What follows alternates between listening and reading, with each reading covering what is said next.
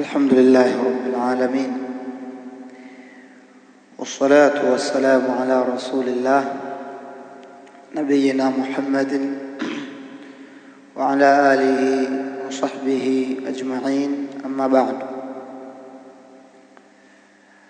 قال الإمام الحافظ ابن حجر رحمه الله تعالى رحمة واسعة: باب الديات. Tukiwa katika kitabu al-Jinayat, leo tutaanza mlango wa diyat. Wa diyatu jamu diyati,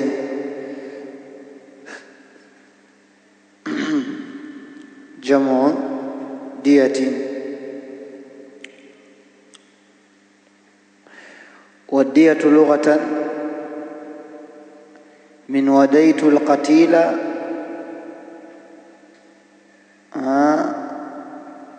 أديه دية إذا أعطيت ديته، والجمع ديات. وشرعا katika sheria wanasema wanachuoni, hiya almalu almuadda,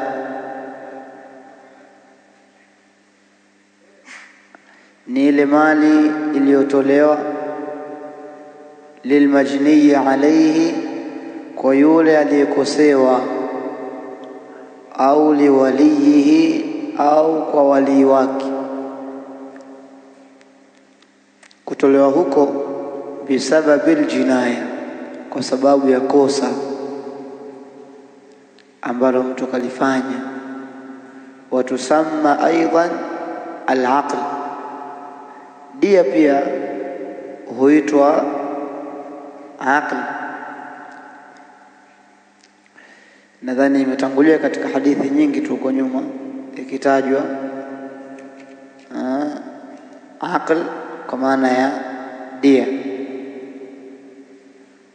Kama mtakuwa mmezingatia, hata katika hadithi ya Abdullah bin Abbas, Mtume anasema: man qutila fi miyan au rimiyan bihajarin au sautin au asan فعقله عقل الخطأ.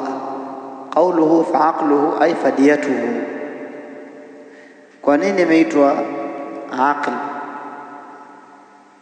Akili, tumezoea kusema aql ni akili, si ndio?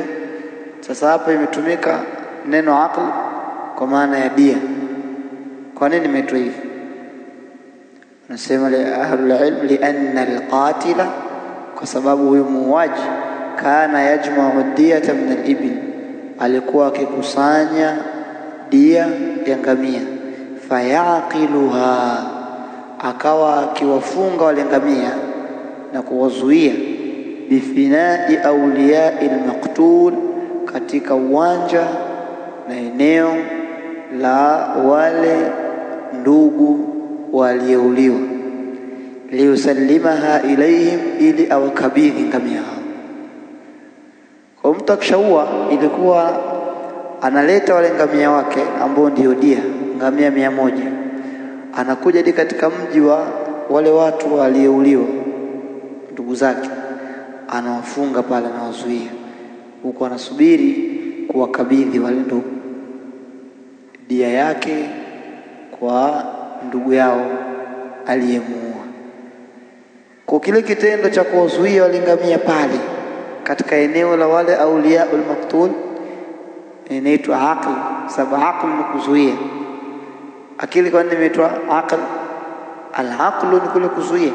Akili imeitwa hivyo kwa nini? Kwa sababu inamzuia mwenye nayo kufanya ujinga, kufanya asiyotakiwa. Nafahamiana? Na dalili ya dia, anaanguka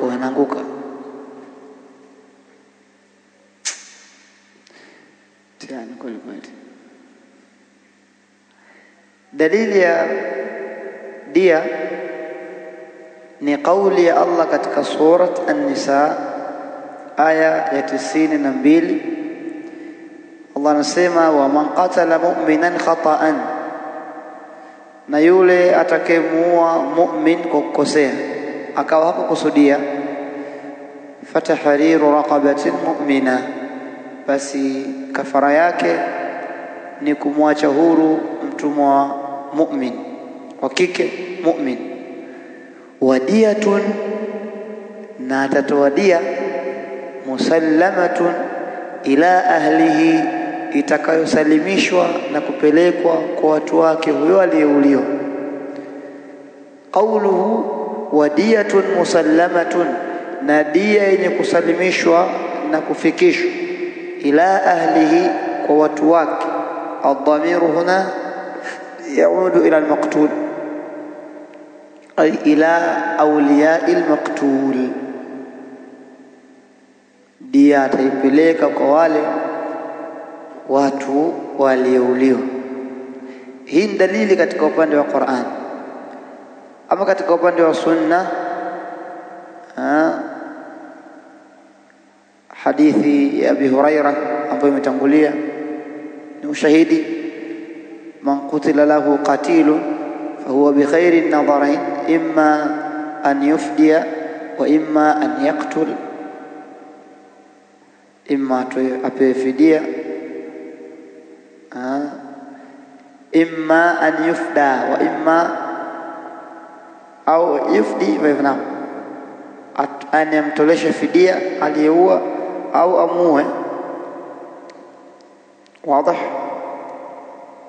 Na hadithi pia za mlango wetu wa leo zote ni dalili ya kufanya jambo hili na kuthibiti kwake jambo la dia. Nipi hikma ya kufanywa dia kuwa ni sheria? Nipi hikma? Alhikmatu min mashru'iyyati ad-diya hifdh al-arwah, ni kuhifadhi roho, ni kuhifadhi roho. Wa haqnu dima'i al-abriyai, na kuhifadhi damu za watu ambao wako mbali na kuuliwa, wasiofaa kuuliwa, ambao ni masumu dami, damu zao zimehifadhiwa, haitakiwi kumwagwa. Wazajar, na kukemea pia mauaji. Waradu an alistihanati bil anfus, na kuwazuia watu kudharau na kuzidogesha nafsi za watu, kwamba watu wasione kwamba kuua ni kitu cha kawaida, jambo dogo. Ni jambo kubwa. Kumuua mtu sio kama unavyoua mdudu, sio kama unavyoua mdudu. Nafsi ni kitu kikubwa, nafsi ni kitu kikubwa, hakiuliwi isipokuwa kwa haki yake. Na imetangulia hadithi huko nyuma, ni wakati gani ni halali kumwaga damu ya Muislamu. Nafahamiana? Hasa katika kipindi hiki tuna haja zaidi ya kuwa makini na mlango huu. Katika kipindi hiki tupo katika kipindi ambacho baadhi ya watu wachache wasiojitambua wanahamasisha mitandaoni huko uvunjifu wa amani. Amani ikitoweka ni sababu ya kumwagika damu. Amani ikitoweka ni sababu ya kumwagika damu, na jambo la kumwaga damu ni jambo la haramu. Kumwaga damu ni haramu, tumekatazwa sisi na sheria yetu hii ya Kiislamu. Kwa tunapaswa kujiepusha na yale ambayo yanapelekea uvunjifu wa amani, ili kuhifadhi damu za watu, damu zisimwagike. Ama tukizembea tukafanya yale ambayo ni sababu ya umwagaji wa damu, damu ikamwagika kwa uzembe wetu, au tukawaacha wale watu ambao ni wachache katika sisi wenye kutaka kumwaga damu, tutakuja kuwajibishwa sote kwa pamoja. Ni lazima sisi tukemee kwa nguvu zote, tukataze, ili hata likitokea la kutokea tunayo sehemu ya kujitetea mbele ya Allah subhanahu wa ta'ala, kwamba ya Rabbi, sisi tulisema tulikemea, lakini wao walikuwa ni makaidi katika jambo lao hilo, wakawa wameliingia.